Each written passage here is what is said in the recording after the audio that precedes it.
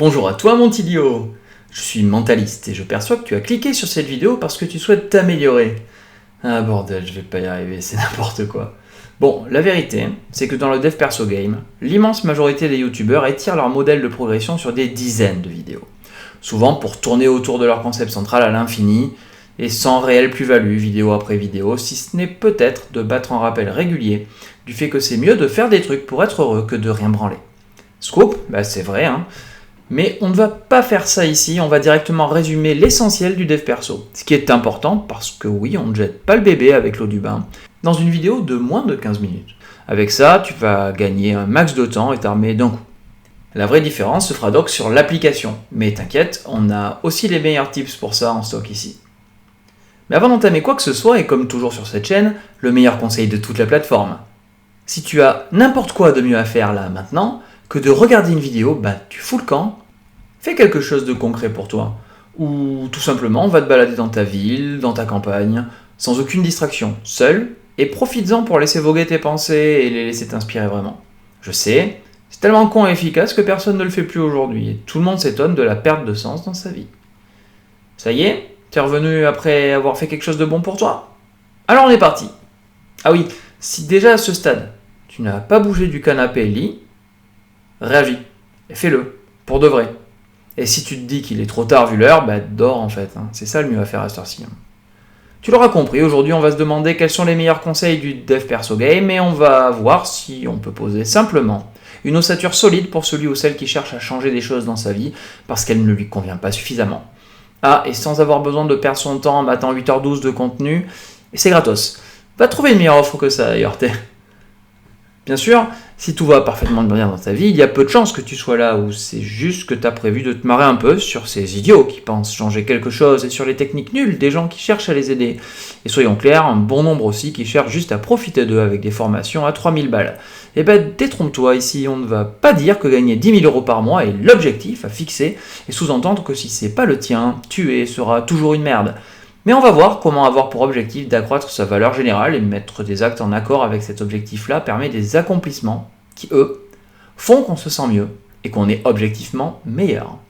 En plus, à ce stade, vu que je commence, presque personne ne regarde mes vidéos, rends-toi compte du coup du destin que tu as eu de tomber dessus. Non, je déconne, mais tu me diras ce que tu en as pensé à la fin, à mon avis, tu ne vas pas être déçu. Comme je l'ai dit plus haut, pour le développement personnel, la trame générale est beaucoup plus simple qu'on ne le pense. C'est l'application dans le détail de ta vie qui sera plus subtile. Ici, on va se concentrer sur ce que les autres étirent sur des kilomètres et en faire ton autoroute perso. Je ne vais pas faire comme ces autres, qui te mettent le plus important à la fin, et on va aller directement dans le vif du sujet avec le conseil qui est pour moi le plus important. Tu es ce que tu consommes. Et non, je ne parle pas de bouffe, là, je te parle de contenu. Ce que tu passes ton temps à écouter, à faire, les idées de ceux avec qui tu vis infléchissent tes idées et avec elles tes actes. Pourquoi crois-tu qu'il y a un budget publicité aussi important dans le monde économique ? Si tu te crois imperméable aux idées que tu consommes, tu te plantes. Viens me dire que tu n'as jamais eu envie de faire comme ceux que tu regardes le plus, que tu n'as pas voulu défendre des idées compatibles avec les leurs. Sauf qu'en vérité, on peut choisir. Je ne dis pas qu'initialement, on ne se retrouve pas tous dans une bulle de filtre qui accroît nos intuitions premières, mais une fois que tu comprends que, vraiment, selon ce que tu consommes, tu finis par te modeler en ce sens, choisis de consommer des contenus porteurs pour toi. Passivement, ils vont transformer tes actes et ton état d'esprit aussi sûrement que l'érosion finit par grignoter une montagne. C'est donc mon conseil numéro 1. Tu es influencé par ce que tu consommes. Choisis donc à quoi tu t'exposes. Choisis activement de vivre auprès des gens qui ressemblent à ce que tu vises, par exemple. Ceux qui veulent tenir les mêmes objectifs que toi ou qui sont en chemin pour le faire. Il y a un adage que j'aime bien, qui l'exprime comme il faut, je trouve. On est la moyenne des 5 personnes qu'on côtoie le plus. Demande-toi si ça te convient réellement, comme c'est actuellement, et modifie cet équilibre, sinon sciemment. Consomme les contenus en accord avec ce que tu sais avoir de la valeur, et évite ce dont tu sais pertinemment que ça n'en a pas, même si c'est contre tes instincts au départ, même eux, même tes instincts, vont se modifier plus vite que tu ne l'imagines. Par exemple, si tu veux améliorer ta diction, ton vocabulaire, c'est pas en suivant majoritairement des gens qui en ont peu, même si c'est rigolo, que tu vas progresser sur ce point. Et en plus, là, on parle bien de progression passive, la plus facile qu'on puisse imaginer. Faut juste essayer. Je sais pas moi, tu fais du tri et tu ne gardes que 20 abos YouTube qui vont dans le sens de tes ambitions. Enfin, pour en finir avec ce premier conseil de choisir toi-même davantage l'influence de ton environnement, vis là où tu sens que tu as accès à ces gens-là, que tu as accès à un cadre qui va limiter le moins possible ton avancée, qui va produire le moins de tentations par exemple. Ça peut être en réarrangeant ton intérieur, pourquoi pas avec un cadre dédié au moment où tu te concentres sur tes projets, ou plus radicalement, en déménageant, pour être à la confluence de ce qui te profitera le mieux. C'est juste que c'est beaucoup plus simple de produire des habitudes nouvelles et de les asseoir quand le cadre change, quand c'est nouveau. Certaines changent bien de coupe de jeu pour trouver cette opportunité, et c'est pas si bête dès que tu le comprends ainsi. Bon, pour le dire clairement, tu ne laisses pas ton corps disponible à n'importe qui au hasard, et ne laisse pas ton esprit aller à n'importe qui au hasard non plus. Tu ne prostitues pas ton corps, pourquoi prostituerais-tu ton esprit ? Pour avancer efficacement, tu dois choisir ton environnement autant que possible. Et oui, c'est pas forcément possible pour tout ce qu'on aimerait. Tu dois réaligner les influences de ta vie aussi bien que possible. Écris ça, ce qui va venir là quelque part sur une feuille. Qu'est-ce que tu vas décider de regarder, d'écouter ? Qui vas-tu plus ou moins voir ? Où vas-tu davantage aller ? Bon, la base la plus solide c'est fait. Passons à ce qui rend heureux. Plus tu te sens avancer dans l'échelle sociale au cours de ta vie, plus tu produis des accomplissements reconnus et plus tu te sens heureux. Et là, je vois déjà venir les monomaniaques du pognon. Non, l'humanité n'est pas unilatéralement tendue vers l'argent, même si c'est un moyen efficace, il ne faut pas le nier. Mais on peut progresser socialement autrement. Je ne sais pas moi, dans le milieu artistique, intellectuel, artisanal, sportif, sans que ce soit nécessairement corrélé à l'argent. Et on est alors tout aussi heureux. L'idée, c'est d'accroître sa valeur. Et si vous serez d'accord pour dire que la santé a de la valeur, par exemple, vous verrez bien que l'argent n'est pas la seule valeur à viser. D'autant plus que l'argent est souvent une conséquence indirecte du développement de nos autres qualités. Bon, souvent professionnalisées et bien vendues, bien sûr, mais pour qui aspire au bonheur, et on est rarement original sur ce point, on a besoin d'accomplissements qui démontrent l'accroissement de nos valeurs, et à travers elles de notre valeur. L'amitié, l'amour, la santé, l'argent, la connaissance, le savoir-faire et bien d'autres encore sont des valeurs à considérer. Faites votre liste de ce que vous considérez avoir de la valeur. Pas dans 1000 ans, juste après cette vidéo, ou même maintenant, en mettant pause. C'est la touche espace de ton ordi ou un coup de doigt sur ton téléphone. Et choisissez ensuite à quel lièvre courir en priorité. Et vous êtes sur la bonne voie pour être plus heureux. Ouais, c'est aussi con que ça. Mais me direz-vous, une fois qu'on a décidé ça, on fait comment ? Étape 1, appliquer le conseil numéro 1 de cette vidéo. Étape 2, il va te falloir une période, ou des périodes, ça dépend des impératifs qui sont les tiens, où tu vas te concentrer dessus concrètement à fond, et trouver des inspirations, des idées malines pour avancer. Ça tombe bien, on voit comment maintenant. L'idée générale est la suivante. Limiter les divertissements inutiles. Déjà, remplacer les divertissements inutiles pour tes objectifs par d'autres plus porteurs pour toi, comme on l'a déjà dit. Ça, c'est pas mal. Mais on va voir l'idée majeure maintenant.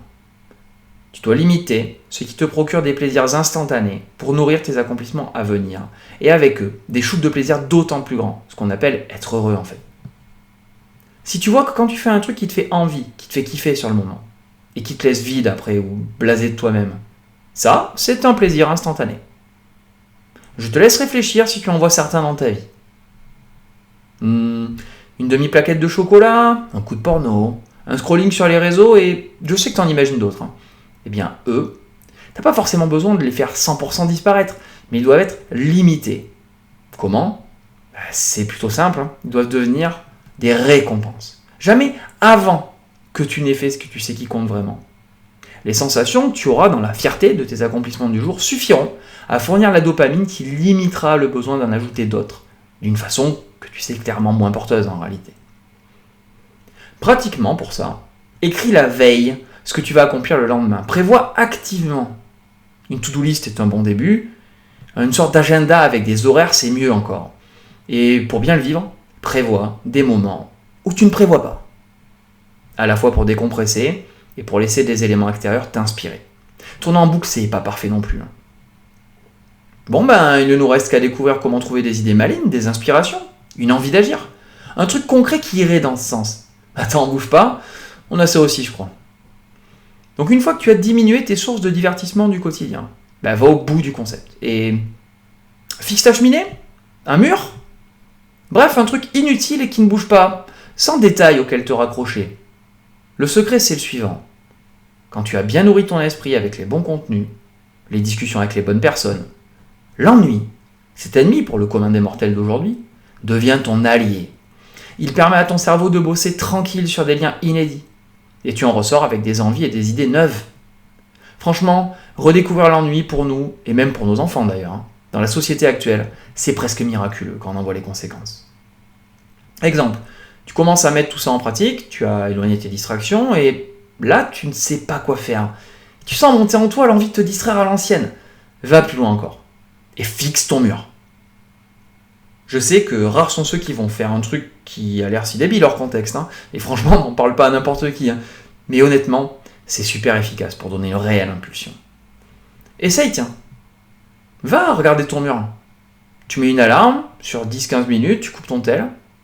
Tu limites sciemment tes sources de divertissement pour agir. Tu coupes réseau, télé, musique, bref, tu sais. Et tu laisses voguer tes idées. Tu laisses émerger ton futur. Notre intuition, notre instinct, notre inspiration peut être un poison si elle n'est pas correctement nourrie. Surtout dans notre société actuelle. Elle peut devenir ou redevenir la meilleure de tes alliés si elle est bien nourrie par les bons éléments. Du factuel et tes réelles aspirations, celles que tu auras pris le temps de cibler. N'oublie pas cette phrase de Victor Hugo. Dans la méditation, l'esprit agit. Dans l'inspiration, il obéit. Il faut entendre ici méditation comme une réflexion, une pensée. Et tu sais quoi ? Obéir, c'est bien plus facile. Et tu as à présent toutes les cartes qu'il te faut pour structurer une bonne inspiration. Si tu penses que ma vidéo était intéressante, n'hésite pas à me le dire en commentaire pour me motiver, et n'hésite pas à revenir dessus dès que nécessaire, c'est dur d'avaler tout ça d'un coup. Si tu penses que je suis un con avec un K majuscule, n'hésite pas non plus, dis-le moi, mais explique un peu pourquoi je suis un homme curieux. Et si tu veux me rétribuer, un abonnement, un pouce en l'air, ça aidera peut-être d'autres à voir ça, et tu y auras participé aussi, mine de rien. J'espère sincèrement que cette vidéo vous sera utile, et en attendant la prochaine, je vous dis à très bientôt sur Dualité.